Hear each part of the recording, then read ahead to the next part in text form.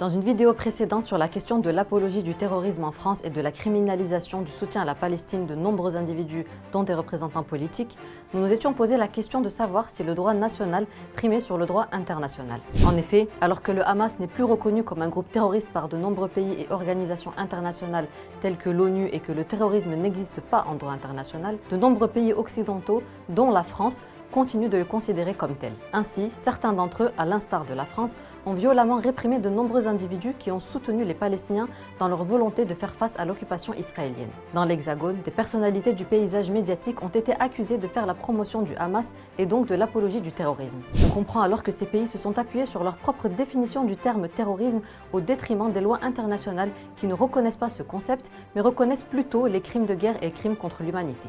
Mais quelle est la différence entre le droit national et le droit international et qu'est-ce qui les oppose? Décortiquons. Le droit national permet plusieurs choses. D'abord, il permet une certaine souveraineté nationale impliquant que chaque État a le droit de contrôler ses affaires internes sans ingérence extérieure.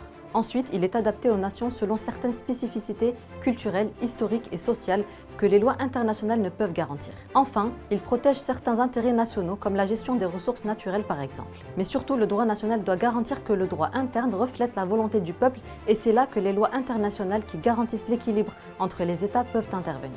Car un État qui a ratifié les différentes conventions internationales ou signé des chartes européennes s'engage à les respecter. Or, dans les faits, la France a à plusieurs reprises été épinglée par des instances internationales comme le Conseil de l'Europe et l'ONU pour non-respect du droit international. Il est donc légitime de se demander si la France use de ses propres lois pour museler toute critique envers la politique génocidaire d'Israël. Pourtant, en respectant le droit international, la France renforce sa crédibilité et son influence sur la scène internationale. Cela permet de promouvoir des valeurs universelles comme la démocratie, l'état de droit et les droits de l'homme. D'autant plus que depuis la demande d'émission des mandats d'arrêt contre le premier ministre israélien Netanyahou et son ministre de la Défense Yoav Gallant par le procureur de la CPI Karim Khan, les personnes qui avaient été accusées d'apologie du terrorisme renvoient le gouvernement français face à ses responsabilités, lui demandant de s'en tenir au droit international. Ils dénoncent également le deux poids deux mesures de la politique française dans le traitement qu'ils ont reçu par rapport à d'autres individus, dont des personnalités politiques connues telles que Meyer Habib, qui ont incité au génocide alors que l'incitation au génocide est un crime selon les lois internationales. Mais si la France ne respecte pas le droit international, c'est parce qu'en permettant aux voix de l'anticolonialisme de s'élever, elle est renvoyée à sa propre histoire coloniale inachevée, comme on peut le voir en Nouvelle-Calédonie en ce moment. D'après vous, reste-t-il un espoir que la France prenne ses responsabilités en appliquant le droit international? Merci et à bientôt sur Nouvelle Hub.